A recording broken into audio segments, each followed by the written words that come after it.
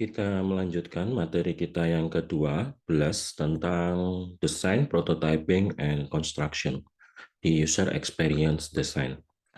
Setelah kita kemarin mempelajari berbagai hal tentang bagaimana menggali empati dari user, kemudian bagaimana kita proses di dalam user experience, dan yang terakhir materi ke-11 kemarin adalah bagaimana kita menggabungkan antara user experience dan user requirement.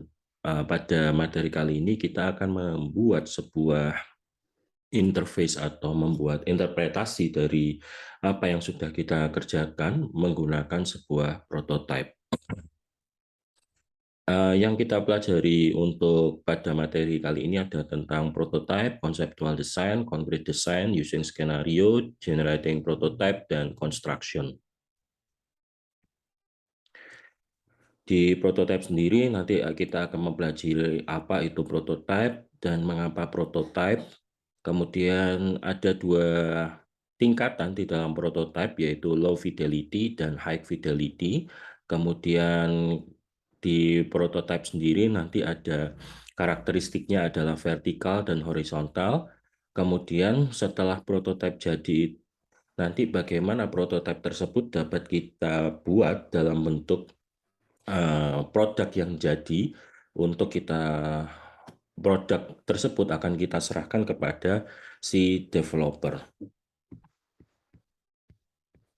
Apa itu sebenarnya prototype? Prototype adalah sebuah manifestasi dari sebuah desain yang memungkinkan stakeholder untuk berinteraksi dengan produk tersebut. Jadi dia bukan merupakan produk jadi, tetapi merupakan sebuah produk yang memiliki kemiripan dengan apa yang akan dihasilkan, sehingga nanti dia bisa berinteraksi, kemudian ada flow-nya, ada input dan output-nya, dan sebagainya. Di dalam sebuah prototype, sebenarnya kalau kita melihat di human computer interaction, itu prototype tidak hanya pada sebuah produk di perangkat lunak saja. Jadi kalau kita seringkali teracu bahwa produk yang harus dihasilkan di dalam informatika itu adalah sebuah perangkat lunak, tetapi tidak demikian. Di human computer interaction kita bisa membuat sebuah market produk IoT atau market produk misal layar yang dia bisa berinteraksi dengan user, atau produk gaming, virtual reality, Google Glass, dan sebagainya. Itu adalah berbagai bentuk prototype yang bisa kita buat untuk mendukung proses di dalam human computer interaction ataupun di user experience. Ini contoh di dalam prototype, seringkali peneliti menggunakan 3D printing. Nah, ini di Laboratorium Informatika UMM sebenarnya kita memiliki alat ini untuk 3D printing. Jadi alat ini kita gunakan untuk membuat sebuah prototype dari produk.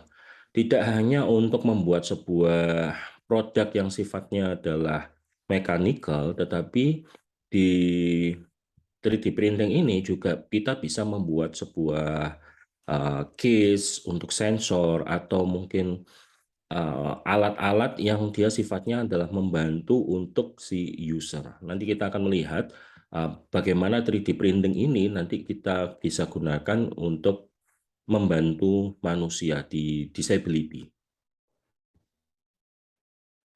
Apa sebenarnya prototype di dalam interaction design, di user experience? Jadi di dalam prototype di dalam user interaksi itu adalah sebuah tampilan dari apa yang akan kita sajikan kepada user. Jadi tampilannya itu nanti kita akan melihat bahwa tampilan ini tidak hanya sebuah window yang sifatnya adalah window jadi, tetapi juga kita bisa berinteraksi dengan user itu menggunakan tampilan yang sifatnya adalah kita gambar secara kasar. Karena biasanya ketika kita ingin menggali dengan user, kita tidak mungkin langsung menggunakan tampilan yang real seperti tampilan window yang pada umumnya, tetapi biasanya kita menggunakan sketch kasar atau juga bisa menggunakan PowerPoint kalau yang mana itu biasanya lebih cepat dibandingkan kita membuat sebuah tampilan window. Atau juga kita bisa membuat sebuah cardboard. Dari cardboard itu sudah kita desain window-nya, jadi kita tinggal menggambar saja apa yang dibutuhkan. Kemudian mengapa prototype? Jadi karena prototipe ini adalah bentuknya adalah purwarupa, jadi kita tidak perlu membuat produk ini langsung jadi. Kelebihannya adalah kita bisa berinteraksi dengan user, kita bisa mendapatkan evaluasi, kemudian kita bisa mendapatkan feedback dari produk tersebut. Dengan demikian, stakeholder ini bisa mengetahui sebenarnya kalau produk itu nanti sudah jadi, itu produknya akan menjadi seperti apa. Kemudian, apakah memang itu efektif untuk dia kerjakan? Itu yang dikatakan sebagai prototype. Kemudian, prototype ini juga akan menjawab sebenarnya apa yang diinginkan oleh user tersebut itu ketika dibawa ke dalam developing, di dalam developer, apakah eh, akan meminimalisir adanya gap antara si user dengan si developer. Karena biasanya si developer tidak mengetahui apa yang diinginkan oleh si user tersebut atau si stakeholder tersebut. Kemudian di prototipe itu juga mencerminkan aspek desain yang diinginkan oleh si user. Ini prototipe itu merupakan cara efektif, cara yang paling efisien, efektif untuk bisa berkomunikasi baik antara stakeholder maupun antar developer. Yang kita bahas pertama kali adalah low fidelity prototype. Jadi low fidelity prototype ini sifatnya adalah masih prototype yang sangat kasar sekali. Jadi kita bisa menggunakan berbagai media. Jadi kita bisa menggunakan sticky note untuk mendapatkan gambaran atau kita ngeprint sebuah tampilan window dari uh, handphone atau tampilan desktop yang ada di layar kita print, kemudian kita gambar secara manual, itu juga bisa kita gunakan. Jadi kalau di low fidelity prototype itu sifatnya adalah masih sketch kasar, belum berupa produk yang memang mudah untuk dilihat. Tapi biasanya low fidelity prototype itu digunakan untuk mengetahui flow dan mengetahui input dan output yang ingin dihasilkan di dalam prototipe tersebut. Low fidelity prototype juga sifatnya cepat, murah, dan mudah untuk dirubah.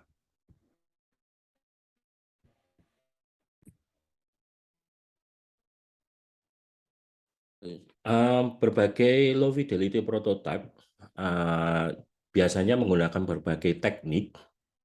Ada storyboard, ada storyline, tetapi juga storyboard dan storyline bisa kita gambarkan di dalam high fidelity prototype. Nanti kita akan lihat berbagai tools yang bisa kita gunakan.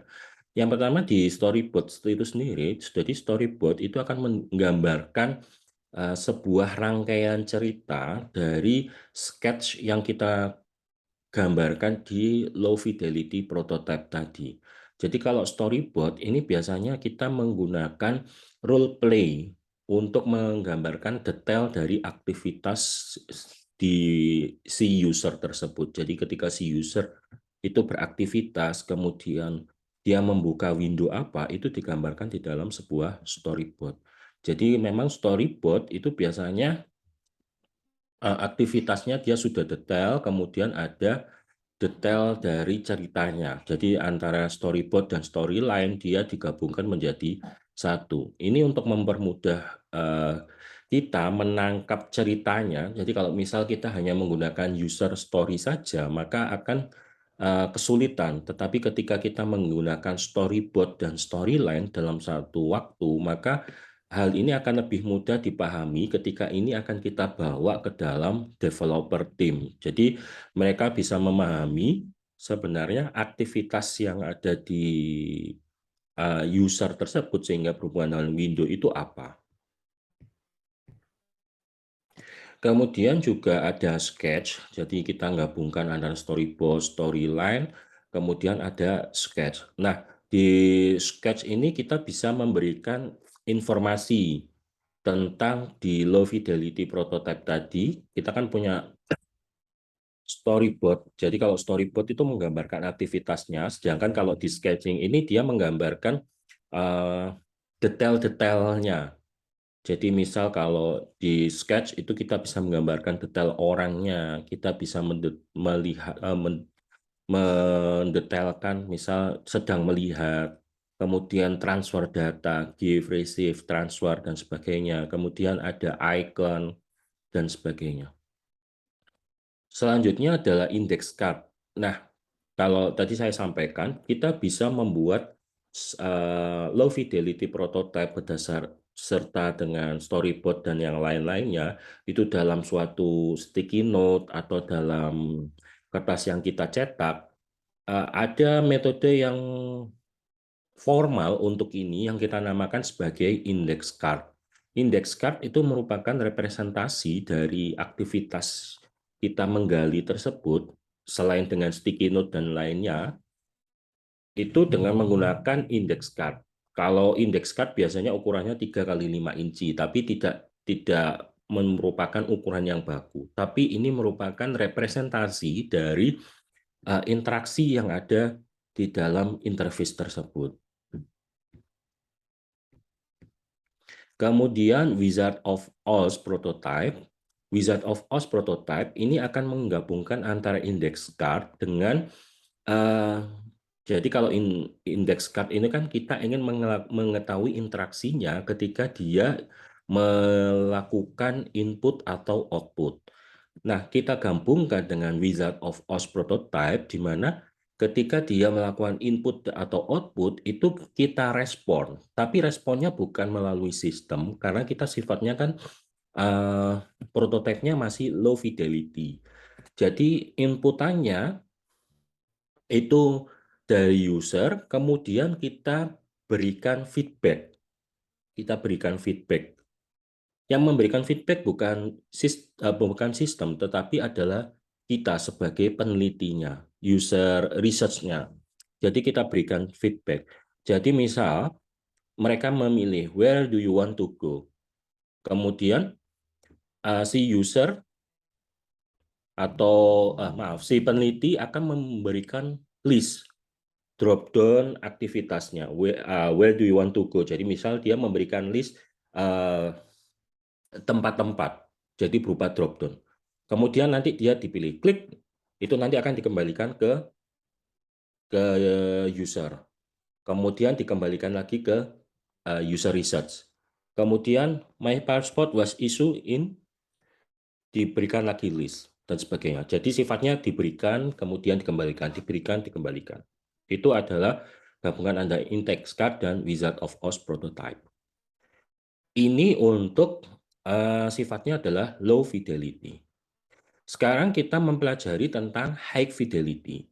High fidelity itu sifatnya adalah kita berekspektasi terhadap sebuah produk yang produk itu sudah mirip sekali dengan tampilan yang ada di desktop kita.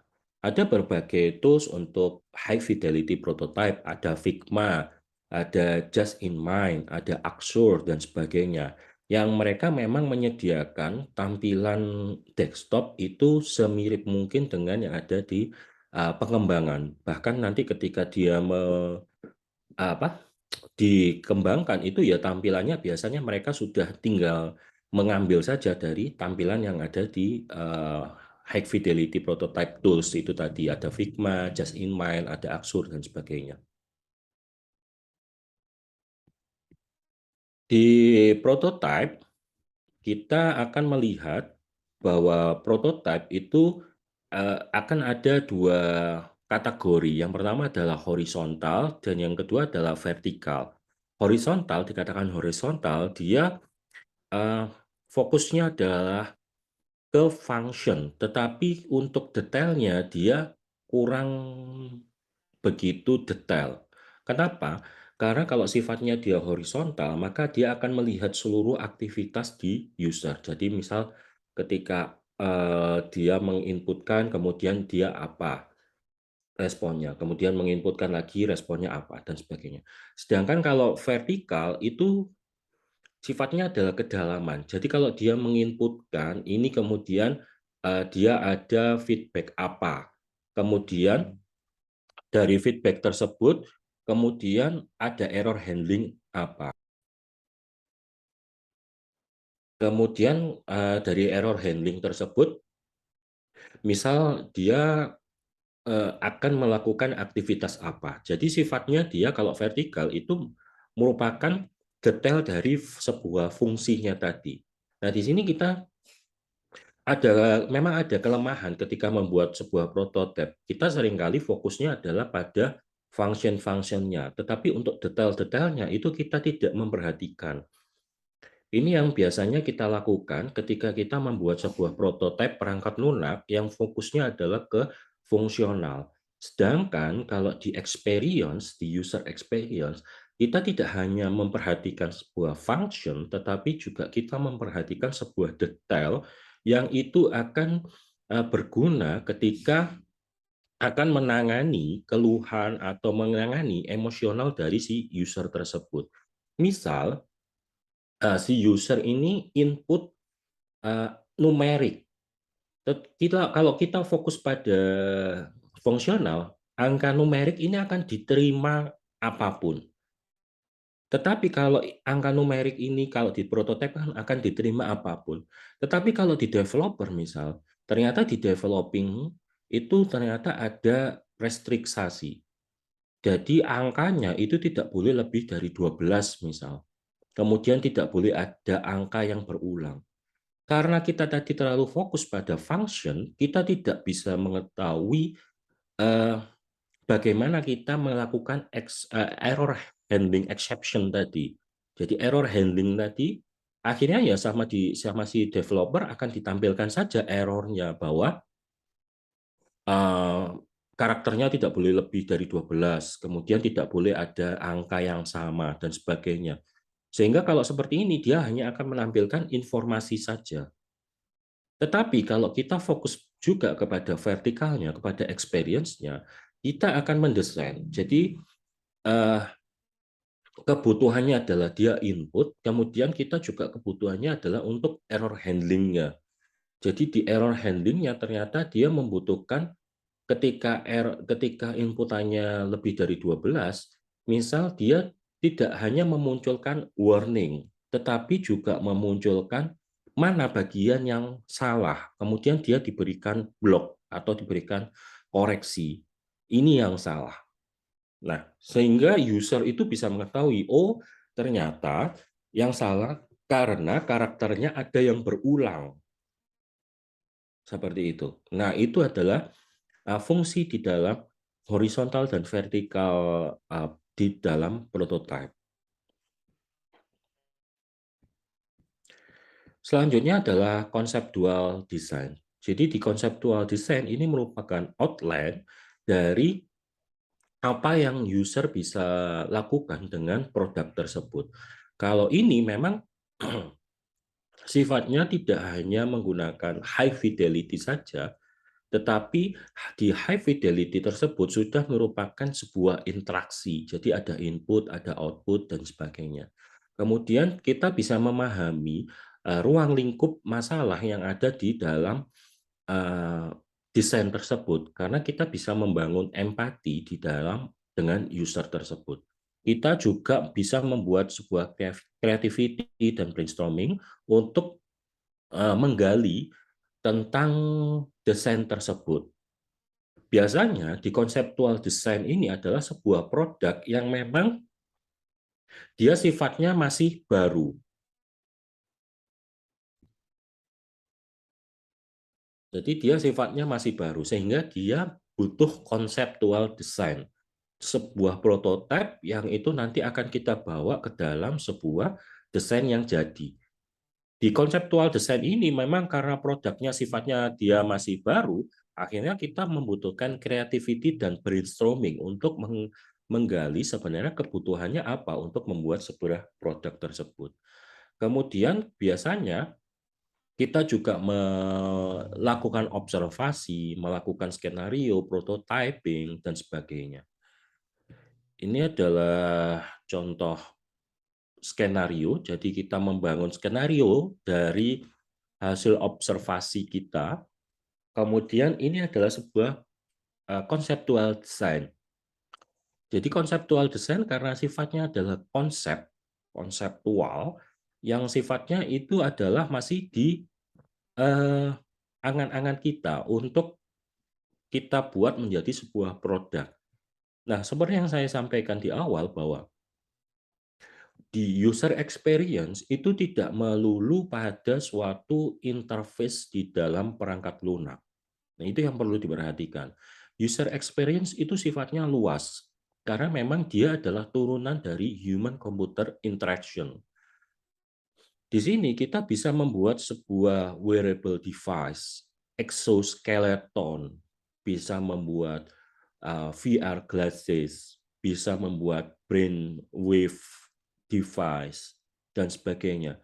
Kalau kalian lihat di dalam layar kaca kalian, ini merupakan device yang digunakan untuk membantu seseorang bisa berjalan.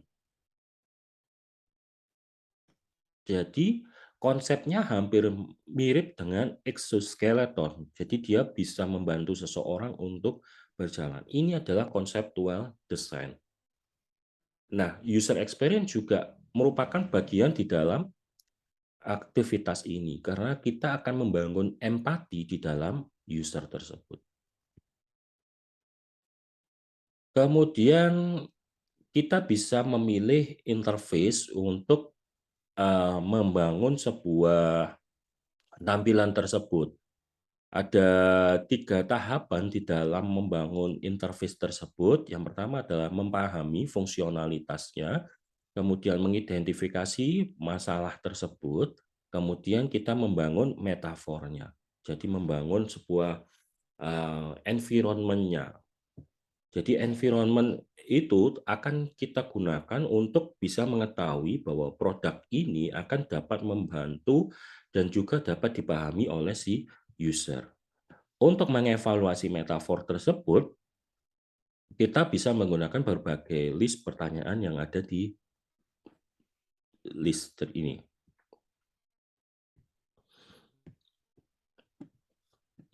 Kemudian di interface ada beberapa tipe dari interface.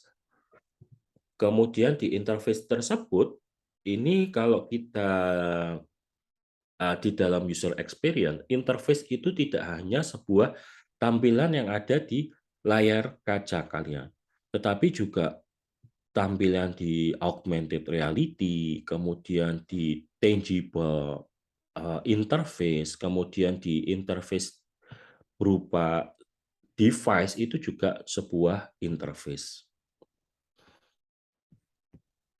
Kemudian ini lebih sifatnya adalah bagaimana kita membuat konseptual desain tadi itu menjadi sebuah produk yang memang untuk dipahami. Maka kita akan melihat bahwa dari konseptual desain tadi atau konseptual model tadi, kita bawa menjadi sebuah produk. Nah, ketika kita membawa ke dalam sebuah produk, maka kita membutuhkan sebuah environment untuk bisa menjalankan konseptual produk tadi. Environment tersebut bisa berupa sebuah alat untuk komputasi ataupun juga berupa alat untuk menampilkannya. Kita lewati.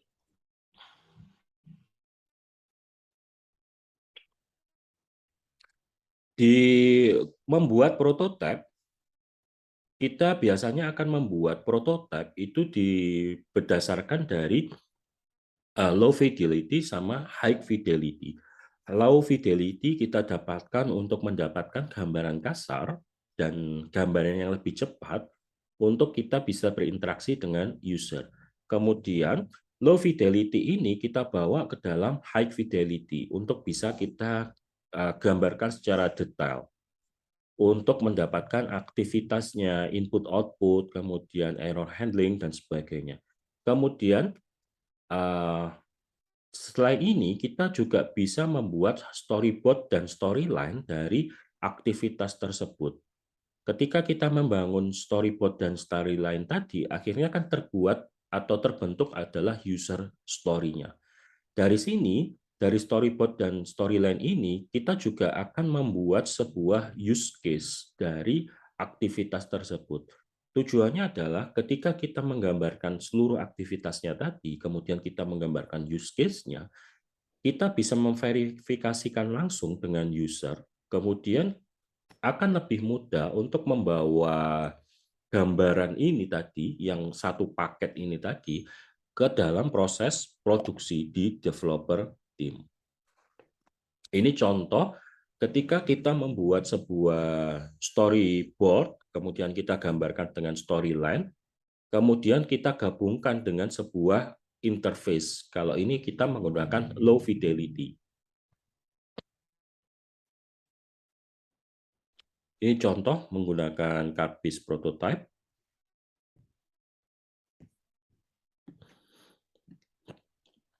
Untuk mengeksplor user experience, kita juga bisa menggunakan user persona, kemudian visual representation, kemudian ada representasi itu nanti ada banyak, ada design map, ada customer journey, ada experience map. Kemudian di representasi itu juga nanti ada emotional wheel dan sebagainya. Tujuannya adalah ketika kita ingin menggali dengan menggunakan user experience tadi, kita dengan menggunakan user persona, card-based, prototype, dan sebagainya, kemudian kita membuat customer journey, kita menggambarkan seluruh aktivitas tersebut beserta dengan emosi yang dimiliki oleh user tersebut. Ini adalah contoh emotional wheel.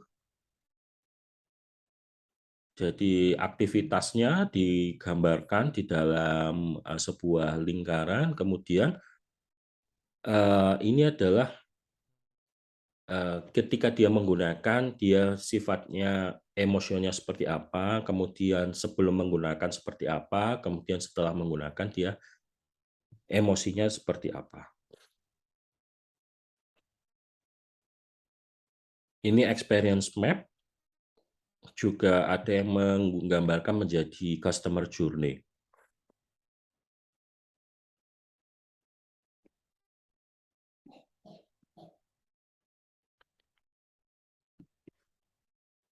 Oke, yang terakhir untuk sifatnya kita akan membangun construction. Construction ketika di user experience, sifatnya adalah ketika dia adalah user interface untuk sebuah user interface dan user experience dari sebuah perangkat lunak, maka itu akan kita bawa ke developing team.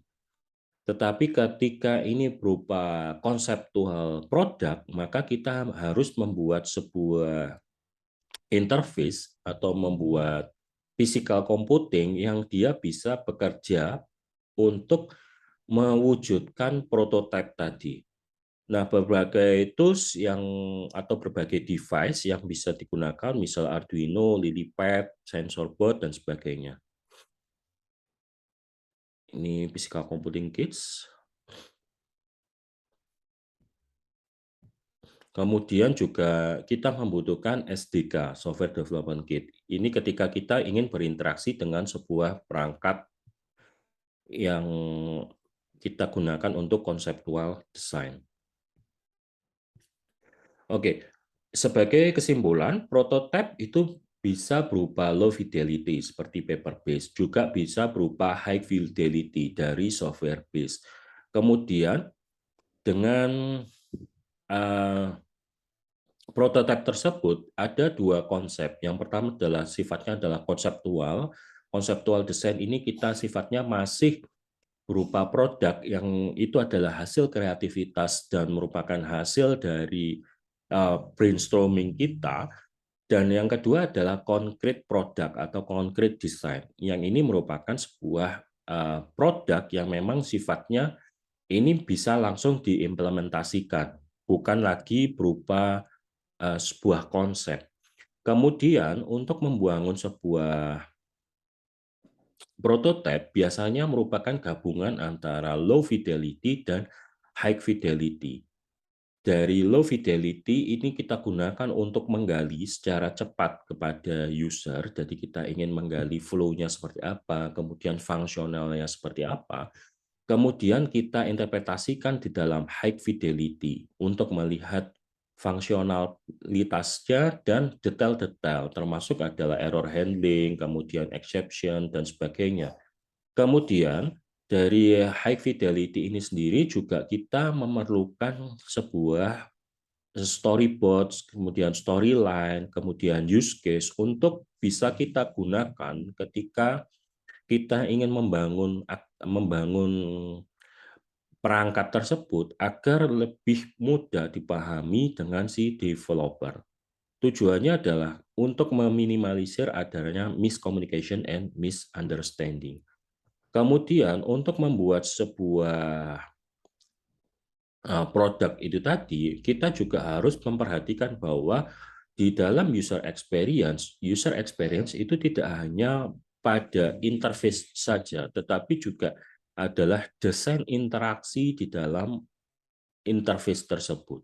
Terutama jika itu adalah sebuah produk konseptual desain, maka produk itu tidak hanya sebuah interface, tetapi juga memungkinkan kita untuk membangun sebuah produk yang sifatnya adalah produk prototype.